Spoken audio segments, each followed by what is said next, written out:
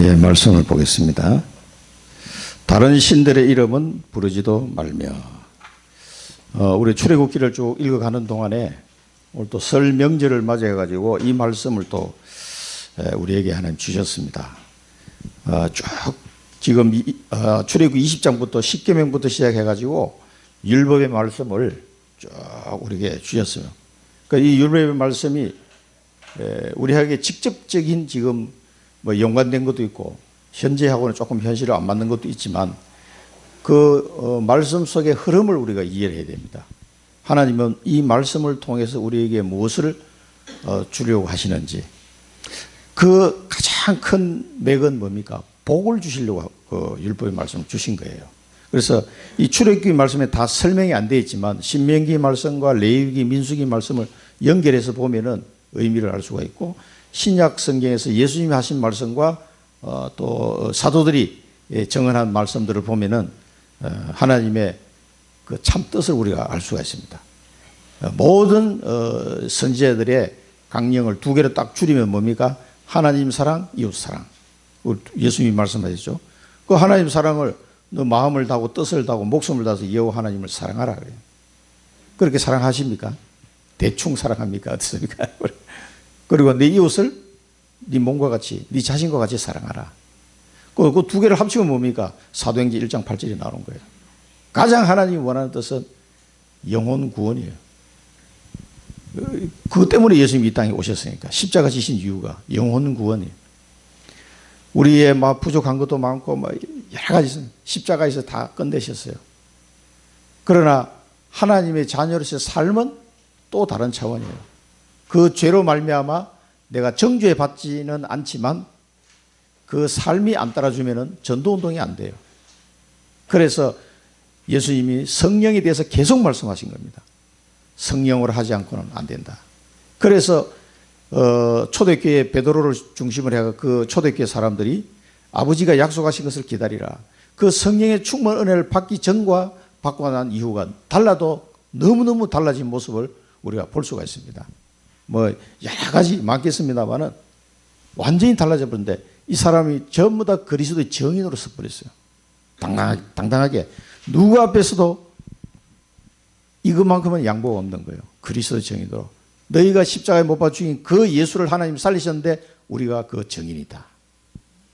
이 말에는요, 초대교회에서 안디옥 교회로 로마까지 가는 모든 전도와 선교의 흐름 속에 변하지 않는 거예요. 십자가와 부활, 여기에 정인으로 서는 거에서 목숨도 아깝지 않게 드렸습니다. 그게 하나님을 사랑하는 거고 이웃을 사랑하는 거고 모든 율법을 다 지키는 거예요. 그게 거기 되면은요, 물론 뭐 그 세상에 완벽한 사람이 없잖아요. 다 허물이 있습니다. 이 땅에서는 완벽해질 수가 없어요. 자, 그런 이 모든 율법의 말씀을 하면서 마지막 부분에 하신 말씀이 이 말씀이에요. 다른 신들의 이름을 부르지도 말며 네 입에서 들리게도 하지 말라. 이게 이제 마지막 부분에 하신 말씀이에요. 자, 지난주에 우리에게 말씀을 받는데 한번 복습을 해야 되겠죠. 그런 악인들이 도둑질을 하면서 살아갈 수밖에 없는 그런 악인들이 많습니다. 하나님의 자녀가 되었는데도 이 습관을 못 버린 사람 많이 있죠. 이 악인들은 뭡니까? 복음으로만이 해방받을 수 있습니다. 복음 아니면은 하나님 자녀 되고도 또 도둑질 한다니까. 자기 습관을 버리지 못해요. 이게 이제 우리가 가진 영적 문제인데 이거는 죽을 때까지 사실은 막 개인마다 차이는 있겠습니다만 다 조금씩 다 있습니다. 이거 끝까지 싸워야 돼요. 복음으로만이 해방될 수 있다. 법적으로 해방된 거예요. 그 사람이 죄가 없는 게 아니에요. 이제 특별 사면을 받은 거지. 그래서 그 죄로 인해서 이제 감옥살이를 안 하는 거지. 그 사람이 죄가 없는 게 아니에요, 사실은. 이런 부분들을 탈탈 털어내야 돼. 이 악인을 복음으로만이 해방할 수 있다. 그리고 이 우상 문화라는 거는요, 지독합니다, 이게. 이 창세기 3장 이후에 계속 우상 문화 네피림으로 왔기 때문에 뭐 수천 년 동안 우리 DNA 속에 각인되어 있는 것. 이 우상 문화에서 완전히 빠져나올 수 있는 복음 능력. 이 복음의 능력이 아니고서는 빠져나올 수가 없어요. 이것 때문에 이 속에서요, 무기력해지고 질병 속에 시달리고 가난하고 막 굉장히 힘든 상황 속에 빠져 있다니까. 마귀에게 눌린 자, 복음의 능력으로 구해줘야 돼요. 그 사람에게 하나님의 축복이 있음을 알려줘야 돼요. 못 빠져나오면 얼마나 힘들고 어려운지 모릅니다. 그리고 하나님께 예물 드려라. 하나님이 우리의 예물이 필요한 그런 분이 아닙니다. 왜 하나님께 예물 드리라고 합니까? 하나님께 예물 드리면서 복음의 축복을 누리도록 하는 거예요. 이상하게 해요. 드리는데 기뻐요. 이게 예물입니다. 저는 이 예물을 드리는 기쁨을 언제 처음 맛봤냐면은 대학교 2학년 때, 그때 막 한 6개월 동안 방학했어요. 사고가 터져가지고 막 광주 막 학교를 안 가고 이제 긴 방학이 끝나고 이제 학교를 가는 거예요. 가는데 그 긴 방학 동안 대구에서 어떤 교회에 가서 은혜를 받은 거예요. 너무 막 은혜가 되고 좋더라고. 그리고 그 교회 보니까 성전 건축 중이라 원래 1층이었는데 2층을 올리는 이런 건축을 하고 있더라고. 근데 그 목사님이 한 번 말씀하시는데 내가 막 감동을 받았어.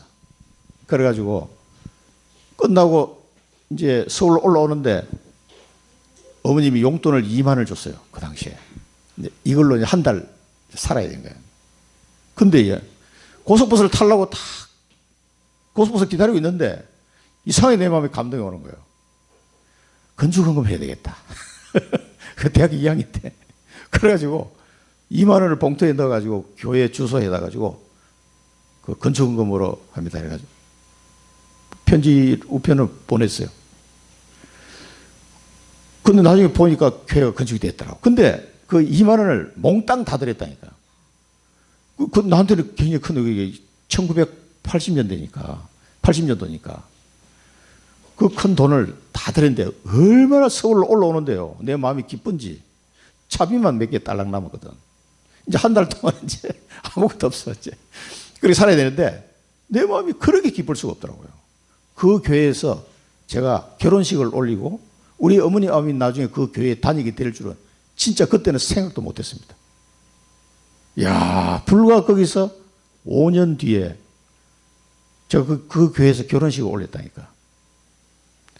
신기하지 않습니까? 그게. 그 건축한 그 2층에서 진짜 내 상상도 할 수 없는 일이 벌어진 거예요. 근데 예물을 드리는 게 그렇게 기쁘더라고. 그걸 처음 느꼈어요, 그때. 헌금을 드리는. 보통 학생들이 그때 예배 드리면요, 100원 이렇게 헌금했다니까. 1,000원도 못 드렸어요, 학생 때는. 근데 어떻게 2만 원을 드릴 생각을 했는지 모르겠어요, 내가. 근데 너무 기쁘더라고. 하나님의 축복을 받는 이 비밀이 여기 숨어 있습니다. 우리가 말라기 말씀도 봤습니다만은. 그래서 하나님께 예물 드리는 거, 하나님이 그 예물이 필요해서 드리라고 한 게 아니에요. 하나님의 축복을 받는 비밀이 들어있기 때문에 하나님께 예물 드리라고 한 겁니다. 6월절 대속의 그 은혜를 후대에게 또 전달해라. 그 말씀 나오죠. 자, 언약을 누리는 기도.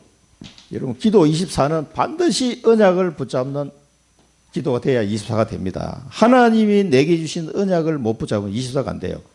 그러면 오늘 25를 누리게 됩니다. 일단 내 마음에 여유가 있어요. 항상 끝이라고 생각해라. 항상. 그리고 이 기도 속으로 들어가라. 그러면은 과거가 발판이 되고 어려움이 전환점이 되고 미래는 오직 유일성 재창 시스템이 갖춰지게 된다. 그래서 모든 것이 CVDIP하고 연결이 돼요. CVDIP. 모든 것이 CVDIP하고 연결이 됩니다. 하나님은 이 CVDIP가 내가 만든 게 아니에요.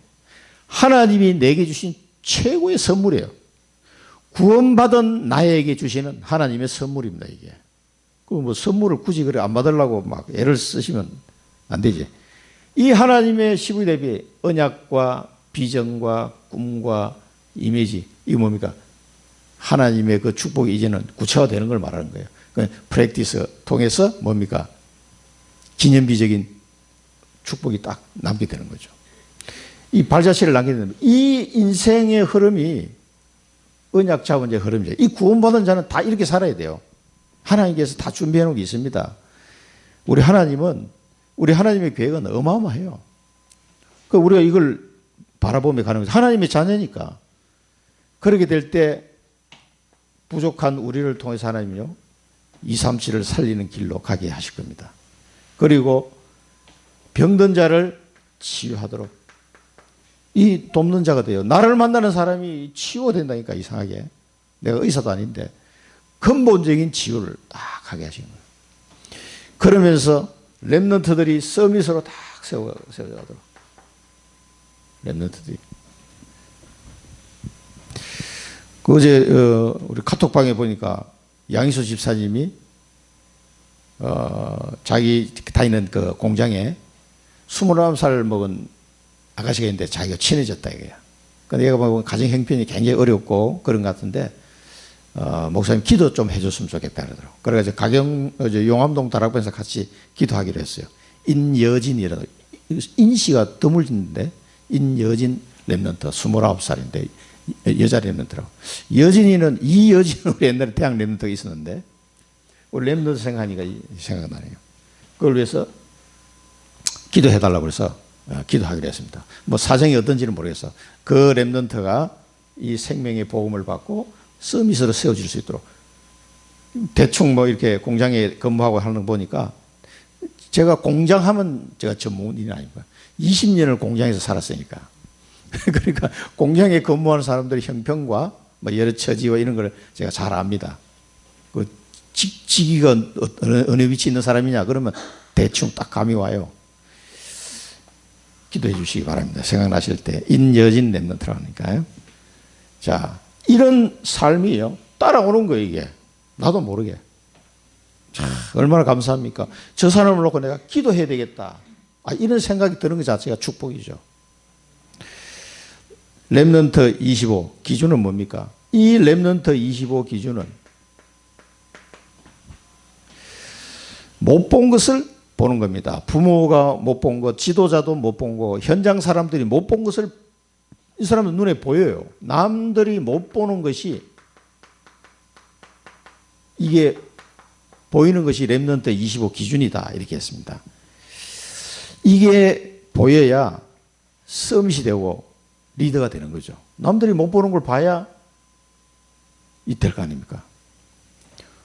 그리고 이제 우리 현주 집사가 지금 특수교사 너 해야 되겠다 이 얘기 할 때도요. 그 이후에 제가 그런 얘기를 해서 기억이 나요. 일반 교사는 학생이 줄어든다. 그럼 일반 교사는 줄어들 거다. 그러나 특수교사 이쪽은 이런 아이들은 더 늘어날 거다. 미래의 흐름이 그렇다는 거예요. 흐름이. 지금 보세요. 지금 그렇게 되잖아요. 20몇 년이 흘렀는데 지금 그렇게 되고 있죠. 뭐 교사들 일반 교사는 지금 뭐 난리더라고 보니까 줄어들고 뭐 이제 뭐 대학원을 만들어서 또 이렇게 뭐 한다 이런 말도 있고 그렇던데 하여튼 미래를 남이 못 보는 걸 봐야 돼요. 그게 이제 렘넌트 25의 기준이다. 렘넌트가 25 발견했다는 거는요. 부모들이 못 보는 미래를 보는 건 아무래도요. 우리 렘넌트 더 나을 수도 있어요. 자, 영원 미래 속의 오늘을 봐야 된다. 영원 속에서 오늘을 봐야 되고 미래 속에서 오늘을 봐야 된다. 여기서 오늘을 볼 수 있는 상태가 되면 여러분 행복할 겁니다. 그래서 모든 것이 여정이에요. 요셉 보세요. 그래서 영원 속에 그 요셉의 일생은요 영원한 응답을 받았어요. 비록 노예라고 감옥을 갔지만은 영원한 그 후대들의 미래가 어떻게 될 것인지 정확하게 요셉은 얘기해주고 하늘나라를 갔다니까. 반드시 가나안 땅 갈 것인가. 내 유고를 그때 가져가라. 아니 300년 뒤에 뭐 모세가 태어날지 안 태어날지 그런 인물이 나올지도 모르는 상황에서 내 유고를 가져가라. 근데 그 말을 기억하고 있다가 가져간 사람이 있어 또. 얼마나 신기합니까? 모세가 요셉의 유고를 들고 나갔다는 게 출애굽기에 나오잖아요. 이야, 정말 이게 그 기록을 또 모세가 남겼어. 신기한 일이야. 얼마나 신기합니까? 이게 지금도 3,500년이 흘러간데도요. 지금 우리에게도요. 시공간을 초월해가지고 우리에게 영향을 주고 있다니까. 이 요셉의 얘기가. 저 극동의 아시아 끝에 동쪽 끝에 한국이라는 나라에서 요셉 얘기를 하면서 막 은혜 받고 이럴 줄 요셉이 어떻게 알았겠어요? 수천 년 뒤에 저 어디 있는지도 모르는 그 나라에서 우리도 마찬가지입니다. 우리가 받았던 이 은혜를요, 저 아프리카 어디선가 그 얘기를 듣고 막 은혜 된다면서 막 그럴지도 모른다니까. 그때 한국에 정혜인 권사님이라는 분이 있었는데 뭐 그런 얘기 할 수도 있어요. 이게 모르는 겁니다. 이게 시공간을 뛰어넘어서 이 복음의 축복이라는 것은 우리의 상상을 뭐 초월하는 거기 때문에 영원을 보고 미래를 보면서 오늘을 봐야 돼요. 그냥 이 단순하게 보시면 안 됩니다. 남은 절대 사명 발견. 이제 모세가 80세에 절대 사명을 발견했는데 우리 인생에 남아 있는 절대 사명이 있습니다. 이것만 찾으시면 돼요. 이것만 발견하면은 우리의 남은 인생은 끝나는 겁니다. 정말 하나님 앞에 쓰임을 받는다는 거네요. 그거는 진짜 영원한 것이고 최고의 가치가 있는 겁니다. 최고의 가치. 자, 5가지 모세가 남긴 모세 오경이잖아요. 우리가 창세기, 출애굽기, 레위기, 민수기, 신명기를 보면서 얼마나 많은 비밀들을 발견합니까? 진짜 어마어마한 보석과도 같은 이 기록을 모세가 어떻게 남겼겠어요? 창세기 뭡니까? 복음과 언약 근본 회복입니다. 이 부분을 이야기했습니다. 그 다음에 출애굽기는 해방,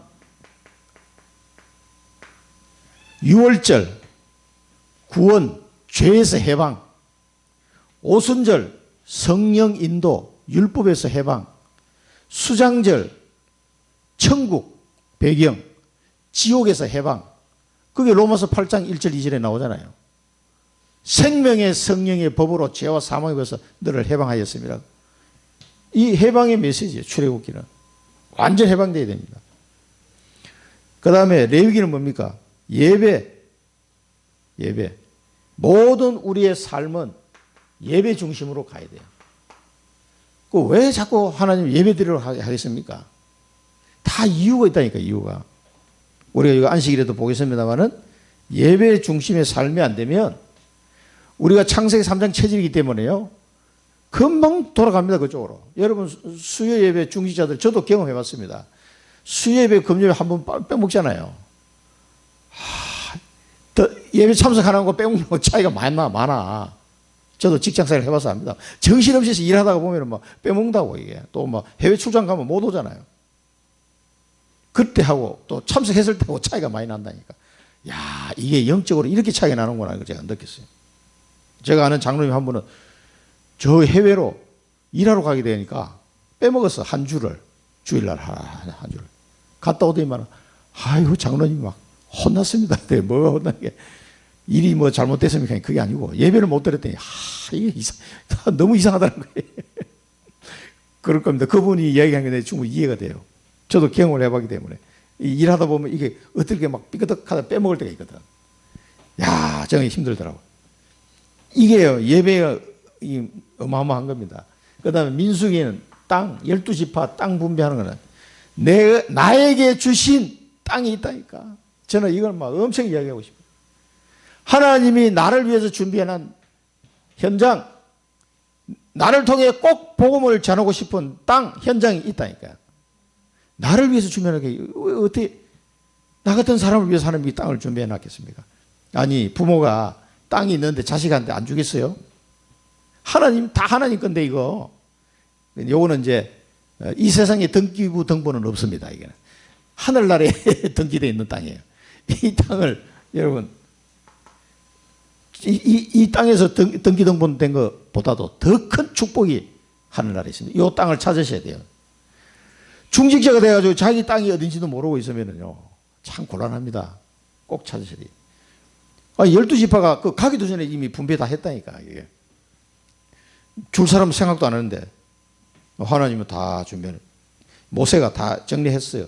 찾을 것. 그 다음에 신명기는 보좌화. 요거는 이제 어떻게 보면 개인화, 복음화, 세계화 이런 말도 표현할 수 있는데 보좌화의 축복. 신명기에서는 각인, 뿌리, 체질. 그래서 이 보좌의 축복을 누리도록 여러분 개인이 산업이 다 이렇게 돼야 돼요. 그래서 하나님의 흩어진 제자들에서 뭡니까? 절대 계획을 발견해라. 절대 계획은 뭡니까? 발견이에요. 절대 언약은 전달입니다. 절대 여정은 캠퍼가 되는 겁니다. 그래서 절대 목표는 제자입니다. 절대 응답은 하나님이 주시는 부흥입니다. 요 보는 눈이 있어야 된다. 그죠? 절대 계획은 발견이고, 절대 언약은 전달하는 거고, 절대 여정은 캠프고, 절대 목표는 제자고, 절대 응답은 그 결과로 따라오는 부흥이다. 이걸 보는 눈이 있어야 된다. 자, 그리고 주일날, 주일 메시지에서는요, 순교자 정신. 마지막이라고 생각하면 순교자 정신이에요. 이 성신을 가질 때 흑암이 압니다. 흑암이 무너진다. 죽음도 두려워하지 않을 때, 왜? 복음 때문에 죽음도 두려워하는데 흑암 무너집니다. 알거든. 사단이 먼저 압니다. 영적 배경이 뭡니까? 우리의 영적 배경. 그리스도, 주님이 나와 함께 하시는. 이후의 역사, 스데반이 순교하고 난 뒤의 역사, 안디옥 교회가 세워지고 세계 선교가 일어났습니다. 그래서 평생 기도 결단해라. 평생 기도 결단.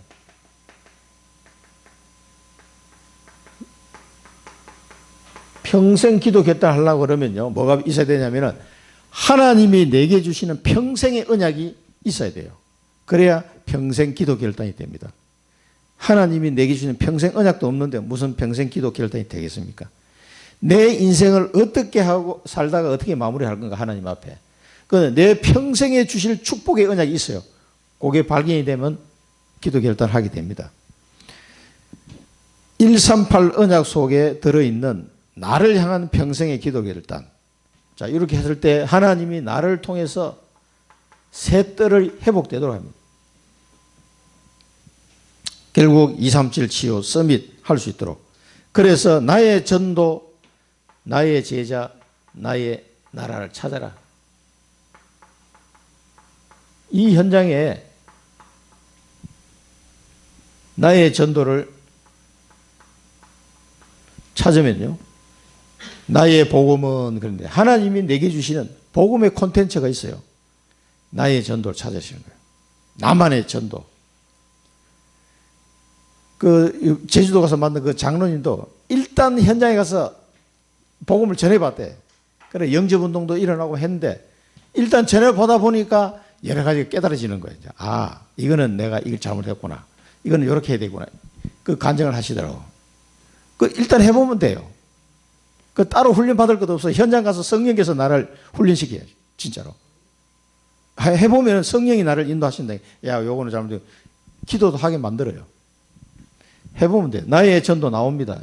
아, 이게 창세기 3장을 설명할 때는 이 부분을 설명해요. 제가 구원의 길을 하면서 가장 처음에 딱 설명했을 때 내 마음에 제일 힘들게 느끼시는 부분이 뭔지 아세요? 이 선악과 이걸 설명하는 거예요. 이제 생판 모르는 사람들 선악과를 설명하는데 이 언약을 이 부분이 되게 힘들더라고. 그리고 사단의 존재를 알려줘야 되는데, 설명해줘야 되는데 이 말이 너무 길어지는 거예요. 또 얘기하려니까 이걸 어떻게 간단히 전해줄 수 없을까? 이런 것들이 자꾸 하면서 정리해야 되고 정리해야 되고 정리해야 되고, 아, 요런 사람이 요렇게 전하는 게 좋겠구나, 요런 사람이 요렇게 전하는 게, 이게요 다 생겨요. 이게, 아, 요런 사람 좀 배우고 했는데 뭐 요렇게 됐구나, 이런 사람 뭐 쫄딱 망한 사람이구나, 이 사람 뭔 사람, 이런 상황에 따라서 이 메시지가 나오게 되더라고. 해보면은 성령께서 가르쳐 줍니다, 그걸. 그러면서 이제 본부에서 훈련받는 것도 참고를 하시고, 상황이 다 틀리기 때문에 나의 전도, 이 한마디 속에 굉장히 많은 게 들어있습니다. 그리고 이걸 3분 만에 할 때, 5분 만에 할 때, 1시간 할 때 다 다르단 말이에요. 이게 어떻게 할 거냐? 다 해보면 나옵니다, 이게. 그 경험이에요, 경험. 그거는 어디 가가지고 훈련하면서 배울 수가 있는 게 아니에요. 자, 제자와의 만남. 제일 축복이죠. 하나님의 나라, 나의 나라. 하나님이 나를 통해 이루실 그 하나님 나라 얼마나 감사합니까? 이게 발견이 돼야 됩니다.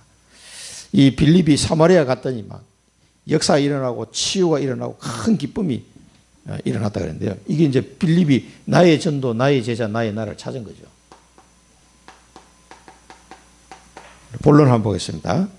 간단하게 공평법, 공평하신 하나님, 공의로우신 하나님.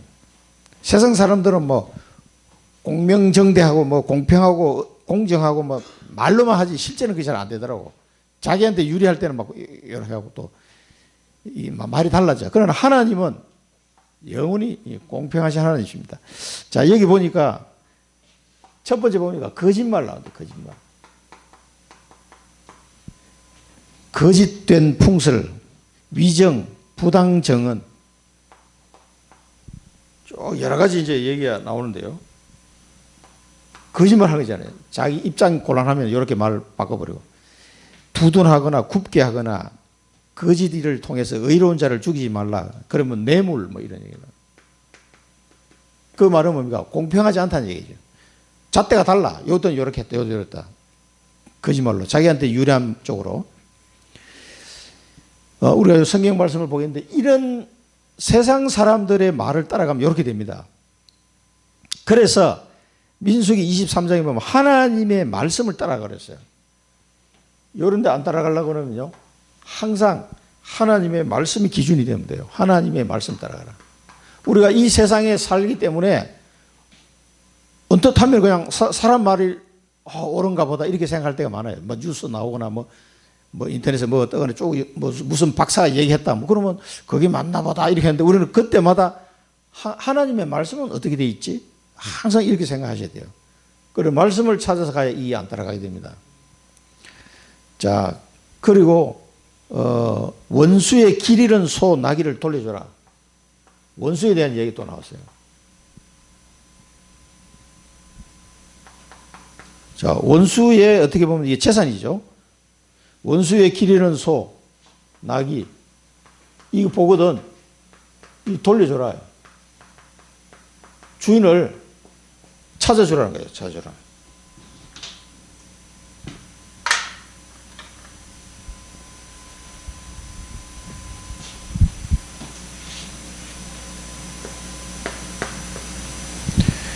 자, 여러분 지나가다가 이 사람들은 소, 나귀가 재산이잖아요. 우리는 목축을 안 해서 잘 모르지만 이 사람들은 돈이란 말이에요. 소 한 마리에 뭐 700만 원, 800만 원 하는데 이게 자기 혼자 돌아다니는 길을 잃었어. 보니까 저 집 소라. 내가 알았단 말이에요. 그런데 그 원수라 나오고. 장민식 권사님 어떻게 했습니까? 에이, 잘 됐다. 모른 척하고 가버리면 소 잃어버리잖아. 그런데 자기가 발견해서 찾아가지고 그 원수한테 돌려주는 거예요. 그 돌려주면 이 원수하고 관계가 어떻게 되겠습니까? 이게 뭔가가 좀 좋아질 거 아니에요. 복음 전할 수 있다, 이 말이에요, 우리는. 에이, 잘 됐다고.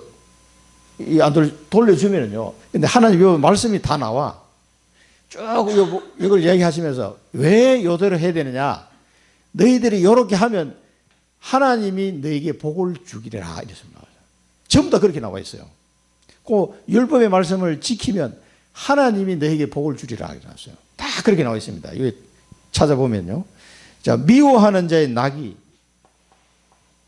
꼭 원수는 외나무 딸에서 만난다고.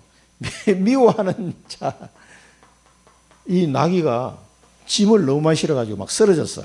그런데 지나가다 봤단 말이야. 아이고, 잘 됐다. 속으로 꽃이다. 그러고 지나가면 어떻게 되겠어요? 가서 같이 짐을 부려준다. 이 말을 같이 이렇게 세워주고 이 나귀가 제대로 갈 수 있도록 도와주라는 얘기예요. 미워하는 사람을 봤는데 그 나귀가 지금 막 힘든 상황이다. 이 도와주라는 거예요. 왜 그렇게 해야 됩니까? 성질 같으면, 우리 성질 같으면 안 도와주겠죠. 또 이방 나그네 압제하지 말라. 너희도 애굽 땅에서 나그네가 되었지 않느냐. 나그네 압제하지 말라. 왜 그렇게 해야 되죠? 이걸 가만히 보세요. 이 내용을 가만히 읽어보면요. 이 내용이 하나님의 성품을 닮아가게 하는 거예요. 과정이에요. 우리가. 우리 성질대로, 우리 창세기 3장 성질대로 하면 이렇게 할 수가 없어. 맨날 거짓말하고 뇌물 받고 원수 안 돌려줘. 미워하는 자 안 도와줘. 나그네 막 압제해. 이게 창세기 3장 성질인데 그렇게 하지 말라고 하나님 하시는 거예요. 하나님의 성품을 닮아가도록 하는 거예요. 그리스도의 장성한 분량에 이르도록 하는 과정이에요. 이게. 당장은 잘 안 되겠죠. 이거 차근차근 하나씩 떼어나가 만들어 가야 돼요. 그러면은 전도의 열매도 맺히게 되어 있습니다. 이렇게 하면 전도가 더 잘 되겠어요? 안 되겠어요? 잘 될 수밖에 없지. 또 하나님이 상을 주고 복을 주겠다는 원리가 이 속에 다 숨어 있어요. 아이고 내 성질대로 같으면 안 할 것 같은데 그래도 하나님 말씀에 의지해서 하나님 말씀 따라가겠습니다 하고 이렇게 막 속은 부글부글 끓더라도 막 억지로라도 했다고 칩시다. 에이, 꼴보기 싫은 인간인데 도와줬어. 말씀이 그러니까. 그러면 하나님이요 내게 복을 줘요. 이렇게 하면은. 그게 이 말씀이 약속이라니까 하나님 약속. 그러면은 전도운동도 뭐 당연히 저는 잘 일어날 걸 생각합니다. 우리 성경 말씀 보겠습니다. 내 이웃에 대하여 거짓 증거하지 말지니라. 이거 신명기에도 나왔고요. 민수기 23장에 보면 하나님은 사람이 아니시니 거짓말을 하지 않으시고 인생이 아니시니 후회가 없으시도다. 어찌 그 말씀하신 바를 행하지 않으시며 하신 말씀을 실행하지 않으시랴. 하나님 말씀대로 된다 이 말. 그러니까 말씀 따라가면 돼요. 누가복음 6장 35절에는 오직 너희는 원수를 사랑하고 선대하며 아무것도 바라지 말고 꾸어주라. 그리하면 너희 상이 클 것이요. 그랬어요. 또 지극히 높으신 이의 아들이 되리니 그는 은혜를 모르는 자와 악한 자에게도 인자하시니라. 하나님이 이런 사람도 다 회개하고 돌아올 수 있는 기회를 주기 위해서 하나님 기다리시는 중이라고. 그러니까 우리가 가서 도와주면 너희 상이 클 것이다. 내 성질대로 할 것 같으면 안 하겠지만 말씀에 의지해서 제가 순종하겠습니다 하고라도 하시면 하나님의 상이 크게 있게 됩니다. 그 다음에 신명기 24장에도 보면요. 24장 19절에 보면 네가 밭에서 곡식을 벨 때에 그 한 뭇을 밭에 잊어버렸거든. 다시 가서 가져오지 말고 나그네와 고아와 과부를 위하여 남겨두라. 그리하면 뭐해요? 내 하나님 여호와께서 내 손으로 하는 모든 일에 복을 내리시리라. 그 하나님 말씀 아니 그 뭐 곡식 한 묶음을 아이고 깜빡 잊어버리고 안 가져왔네. 놔두라 잊어버리거든. 그러면은 가난한 사람들 와서 먹도록 그렇게 배려해라는 거예요. 그렇게 하면 하나님께서 복을 너한테 주겠다는 거예요. 요거보다 훨씬 더 많이 받지. 이익이지 더. 안 그렇습니까? 그러니까 이게 이제 하나님의 말씀이에요. 마태복음 25장에 보면은 예수님이 하신 말씀이에요. 예수님이 그 마지막 때에 심판하는 장면을 이제 임금하고 비유해서 오른편에 있는 자, 왼편에 있는 자 그거 설명할 때 이 장면이에요. 그때에 임금이 그 오른편에 있는 자들에게 이르시되 내 아버지께 복받을 자들이여 나와 창세로부터 너희를 위하여 예비된 나라를 상속받아라. 그러면서 하시는 말씀이 내가 줄일 때 너희가 먹을 것을 주었고 목마를 때 마시게 하였고 나그네 되었을 때 영접하였다 그랬어요. 그러니까 이 오른편에 있는 사람이 아니 우리는 그런 적이 없는데요. 그렇게 얘기했단 말이에요. 그러니까 40절에 보니까 예수님이 뭐라고 말씀했냐. 임금이 대답하여 이르시되 내가 진실로 너희에게 이르노니 너희가 여기 내 형제 중에 지극히 작은 자 하나에게 한 것이 곧 내게 한 것이니라 하시고 그 상을 준 거예요. 그래서 우리는 그건 다 지나가는데 이런 나그네 고아 가부 지극히 작은 형제에게 한 이것이 내게 먹을 걸 준 거고 내게 목마를 때 마시게 한 거고 또 나를 영접한 거다 이거예요. 예수님이 이렇게 평가를 해서 상을 주겠다는 거예요. 그 우리가 여러 가지를 생각해 봐야 되겠죠. 이게 이제 말씀이에요. 그 다음에 베드로전서 1장 1절하고 2절을 보면은요. 예수 그리스도의 사도 베드로는 본도, 갈라디아, 갑바도기아, 아시아와 비두니아에 흩어진 나그네 나오죠. 이 사람들은 누굽니까? 전부 다 흩어진 유대인들일 수도 있고요. 제자들. 여기 보면은 요 지역을 보면은 바울이 가서 복음 전했던 지역이에요. 여기에 많은 제자들이 있어야 돼요. 이 흩어진 나그네. 그러면서 2절에 보면은 곧 하나님 아버지의 미리 아심을 따라 성령이 거룩하게 하심으로 순종함과 예수 그리스도의 핏부림을 얻기 위하여 택하심을 받은 자들에게 편지하노니 은혜와 평강이 너에게 더욱 많을지어다. 이 사람들이 어떤 사람인지를 이제 이 편지를 받는 사람들이요.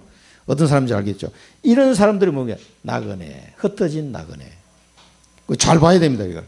그래서 우리가 신구약 말씀을 보면서 이 공평법을 통해서 하나님은 우리에게 하나님의 성품을 닮아가게 하신 거예요.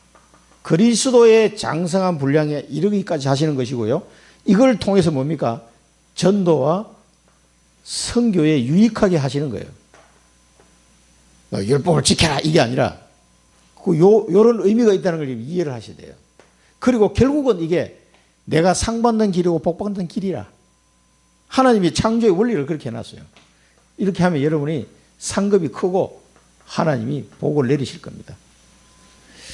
자, 그리고 손해볼 게 없어요. 이게 하나님 말씀 따라가면요. 자, 안식년. 이 안식년 우리 뭐 잘 알고 있는 내용인데 6년 동안 땅을 일했으면 1년은 그냥 묵혀두라 이거죠. 땅에 대한 안식년입니다. 6해 동안은 파종을 하고 그 땅을 해서 소산을 거두라 그래서. 그런데 7년째 되는 날은 갈지도 말고 묵혀두라 그래서. 그 왜 묵혀두라 하시느냐? 이것이 여호와께 대한 안식이다 이렇게 표현했어요. 여호와께 대한 안식. 이 땅도 그 하나님이 창조하신 걸 하나님 누구보다 잘 아실 거 아니에요. 땅도 계속 옳게 먹으면 땅이 지력이 떨어지니까 6년은 파종해서 소산을 거두고 7년째 되는 그냥 가만히 농사 짓지 말고 묵혀두라는 거예요. 땅도 쉬어야 되네요. 하나님이 만든 창조는 그러니까 여호와께 대한 안식이다. 하나님이 창조를 그렇게 하신 거예요. 그거를 창조의 원리를 어기고 계속 나가면 결국 손해봐요. 그러니까 여호와께 대한 안식이다. 그냥 땅도 평안하게 이렇게 좀 놔두라는 겁니다. 자꾸 욕심내가지고 하지 말고.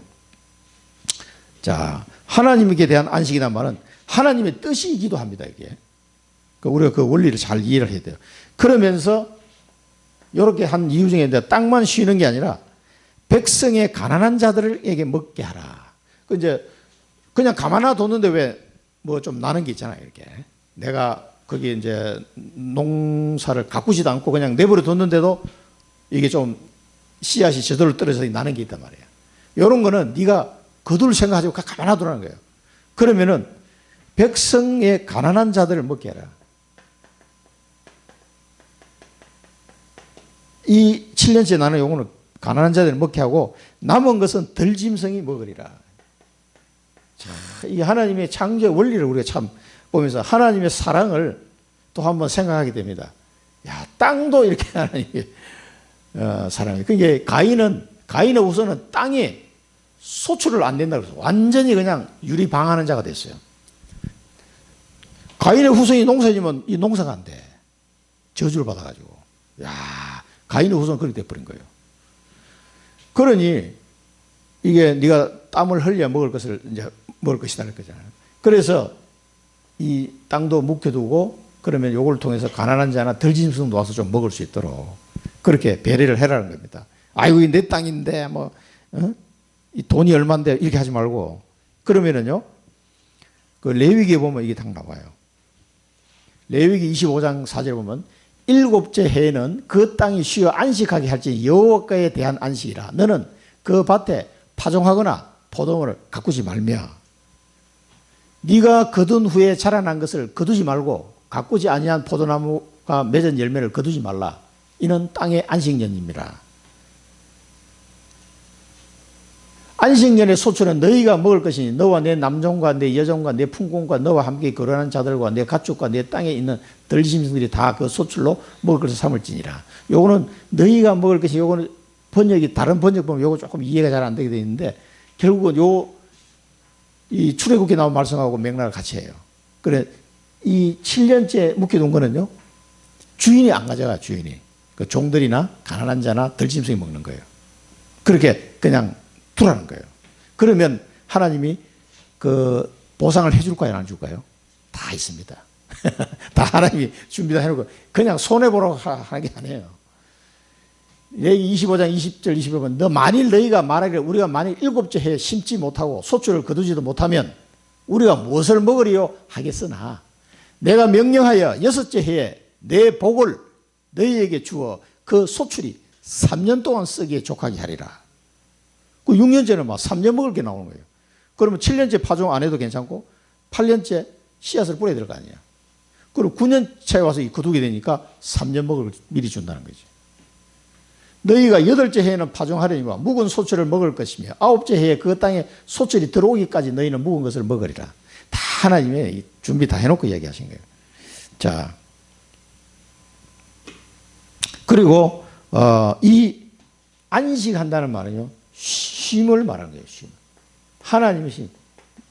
자, 신약 성경에 여기 이제 빠졌습니다만은 마태복음 11장 우리가 28절에서 30절. 수고하고 무거운 짐 지는 자들아 다 내게로 내가 너희를 쉬게 하리라. 나의 멍에를 메고 내게 와서 배우라. 그럼 너희 마음에 쉼을 얻으리라. 그렇습니다. 그러면 요한복음 14장 27절에 보면 나의 평안을 너희에게 주노라. 세상이 주는 것 같지 않다. 이 성령 이야기하면서 이야기하셨어요.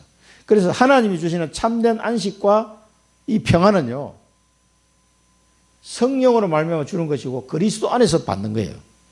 그래서 우리는 안식이 필요합니다.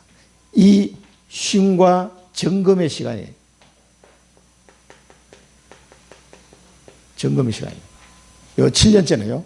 그러면 주인은 손해보는 게 손해보는 거 없어요. 하나님이 3년 먹을 걸 준다고 그랬어요. 그러면서 또 내가 베푸는 거죠. 그래서 7년째는 그 집에 기르는 가축도 쉴 거 아니에요. 농사를 안 지으니까. 가축도 별 할 일이 없어. 좀 쉬기도 하고. 주인도 좀 쉬고. 종들도 뭐 이 일거리가 없으니까 좀 쉴 거 아니에요. 전부 다 사람들이 쉬면서 좀 리프레시도 하고, 나를 돌아보기도 하고, 점검도 하고. 그런 시간이에요. 그러니까 예수님이 주시는 안식, 성령으로 말미암는 평안, 이걸 누리라는 거예요. 이 한 템포 쉬고 가는 게요, 좋을 때가 있어요. 너무 앞만 달려보고 직장 생활도 해보니까 한 10년 달려가니까 다들 일단 한번 퍼지더라고. 앞도 뒤도 안 돌아보고 계속 앞만 보고 10년 달려오잖아요. 그건 전부 다 막 녹다운 돼가지고 내가 왜 일하지 막 이러고 이제 보통 한 10년 되니까 한계가 오더라고요. 그래서 하나님 주신 안식이 필요합니다. 한 7년째는 좀 이렇게 쉬면서. 근데 우리는 뭐 일이 그리 됩니까? 막 직장에, 나 1년 쉬겠어. 한다고 안 되잖아요. 계속 30년 막 계속 일해야 돼요. 30년. 그렇기 때문에, 지금하고 좀 안 맞을 수도 있습니다만은, 나름대로 이런 한 템포 이렇게, 자기를 점검하는 시간을 가져야 돼요. 안식일. 그러면은, 안식일은 뭐 6일 동안 내 일을 하고 7째 날에는 쉬라. 6일은 일하고, 7일째는 쉬라는 겁니다. 이게 안식일이에요. 이 안식일도 뭡니까? 하나님이 6일 동안 창조하시고 7일째 쉬셨다 그랬어요. 그래서 너희도 이 쉼을 가지라는 거예요. 그러니까 하나님이 쉬어야 될 분이 아니잖아요. 하나님은 안 쉬어도 되잖아요. 피곤하지 않으시고 곤비치 않으신 분인데 그 왜 쉬라고 했을까? 이게 피조물을 위해서 그런 거예요. 모든 하나님이 창조한 피조물은 하나님처럼 될 수가 없어요. 그래서 쉬어야 돼요. 쉴 때는. 그래서 창조의 원리를 따라서 하루를 쉬게 하신 거예요.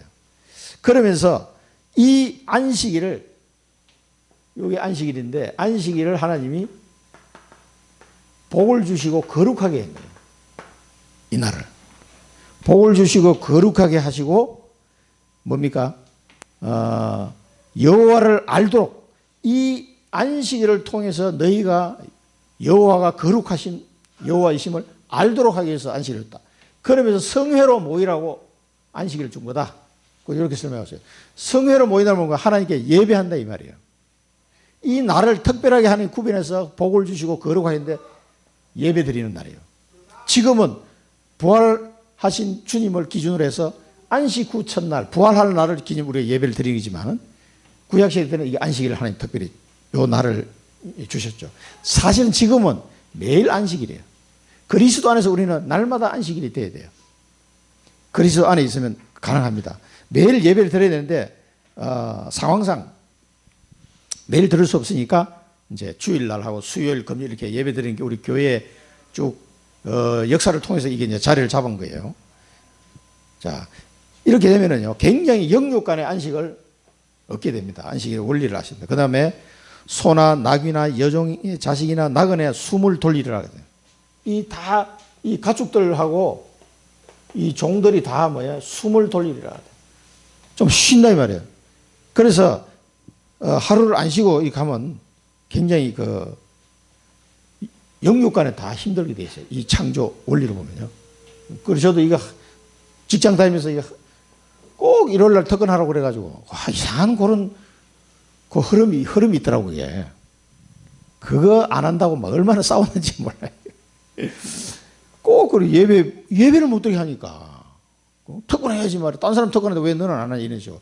특히 여직원들은 힘들어요. 나는 버티면서 그래 정글을 보여주는 바람에 딱 됐는데 여직원들은 말단 여직원들은 힘들단 말이에요. 반장이나 이런 사람들이 와서 막 너 때문에 딴 애들이 더 힘들잖아. 너 대신에 와서 이래가지고 막 이러면서 결국은 일하다가 우리 신우회원 여사원이 있었는데 자기 이제 회사 그만둔다고 그러고 도저히 예배 생활을 못 하겠어. 왜냐하면 반도체는 3교대로 막 돌아가니까 뭐 일요일이고 뭐가 없어요. 뭐 막 계속 돌아가 그냥. 근데 자기 조가 마침 일요일날 걸려서 그것도 오전에 딱 걸린 거야. 그때는 자기는 이제 특근을 안 하고 다른 사람 대신 집어넣고 자기는 빠져야 되는데 그것도 하루 이틀이지. 매번 그렇게 하려니까 막 사람은 인력은 빡빡한데 눈치 보인다고 그걸 회사를 그만두더라고. 그런 여사분들 봤어요. 이게 숨을 돌리게 해야 되는데 지금은 뭐 많이 좋아졌습니다만 옛날에는 그랬습니다. 자, 그 다음에 모든 일을 삼가 지키고 자, 마지막에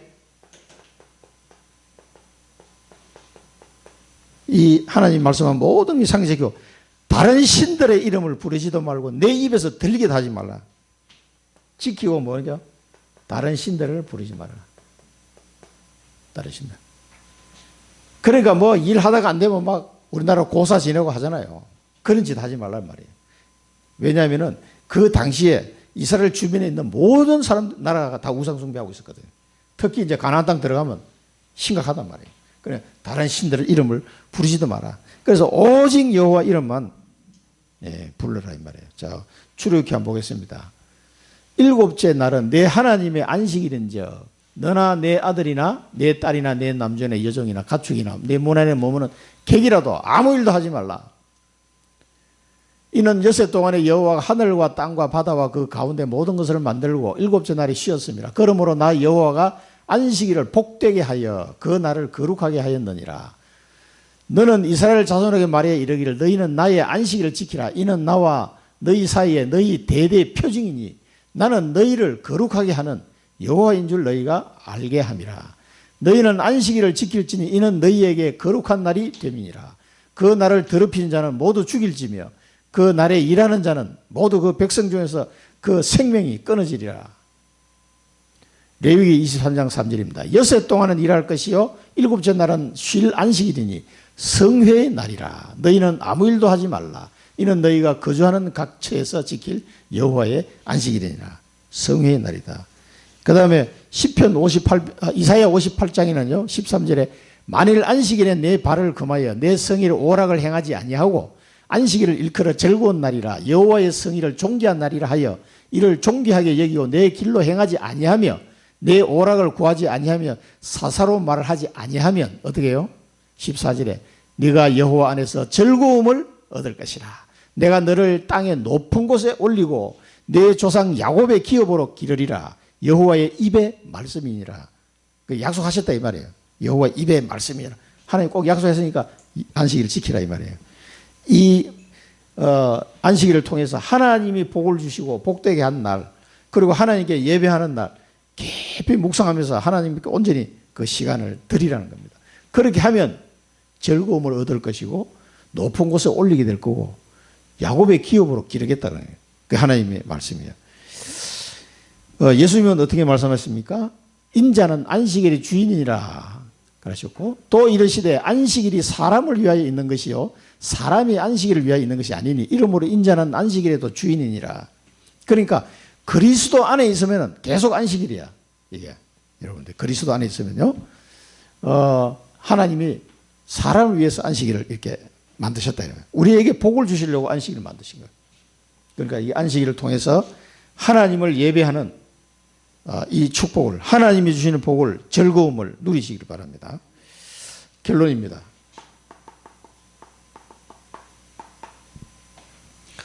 이 모든 말씀을 율법의 말씀을 보면서 우리는 워낙 체질이 창세기 3장 체질이기 때문에 복음 개인화가 돼요. 복음 개인화. 이렇게 되면요 하나님의 자녀의 축복을 실제로 누리게 돼요. 이게 실제화가 됩니다. 그래서 내 삶이 복음이 개인화가 되면서 이 율법 속에도요 그 복음의 내용이 묻어 있습니다. 다 개인화가 되면요 하나님 자녀의 축복을 실제로 내 삶에서 누리게 돼요. 이게 개인화가 안 되니까 복음 따로 삶 따로 뭐가 맞는데 안 맞아 또 이렇게 됩니다. 그래서 복음화 개인화가 되고 그 다음에 이 복음 제자화가 됩니다. 복음 제자화는 뭐냐? 이제는 나도 모르게 열매가 자꾸 맺어. 열매를 많이 맺어야 내 제자가 되리라. 복음 제자는요 제자가 된다 이 말은 이 복음의 개인화를 누리는 가운데 자꾸 열매를 맺게 돼요. 이상하게 내가 가는 곳에 전도 열매가 맺어져 따라옵니다. 이 열매를 맺는 거 보면 뭐냐? 플랫폼 파수망대 안테나라고 합니다. 내 자신이 그렇게 돼요. 복음 제자화. 그리고 이렇게 살다 보면요 복음 세계화가 돼요. 복음 세계화. 이 복음 세계가 된다 이 말은 이 1번과 2번이 되는 사람이 237 치유 썸밋이 되는 거예요. 이게. 여러분들이 다 이렇게 돼야 우리 교회 성전이 건축이 되는 거예요. 237 치유 썸밋 하는 성전을 건축해야 되니까 여러분 개개인이 이 축복을 받고 누리셔야 됩니다. 복음 개인화 축복을 누리시고 복음 제자의 응답을 누리시고 복음 세계화의 이 기념비를 남기시기를 축원드립니다. 기도하겠습니다. 살아계신 하나님 아버지 은혜를 감사드립니다. 오늘 설 명절을 맞이해서 하나님 우리에게 말씀을 주셨사오니 다른 신들의 이름은 부르지도 말며 내 입에 두지도 말라고 주님 말씀하셨사오니 이 말씀을 잘 묵상하며 설 명절 캠프에 승리하게 하여 주옵소서. 공평하신 하나님의 말씀을 또 보게 됩니다. 우리로 하여금 하나님의 성품을 닮아가게 하시고 그리스도의 장성한 분량에 이르도록 하시는 말씀인 줄로 믿고 그 말씀을 따라 순종하게 하셔서 하나님이 주시는 상과 복을 누리는 자가 되게 하옵소서. 안식년과 안식일의 비밀을 알게 하시고 참된 안식을 누리며 하나님을 예배하며 하나님께 영광을 돌리는 이 안식일의 축복을 그리스도 안에서 날마다 누리게 하여 주옵소서. 예수 그리스도 이름으로 기도드립니다. 아멘.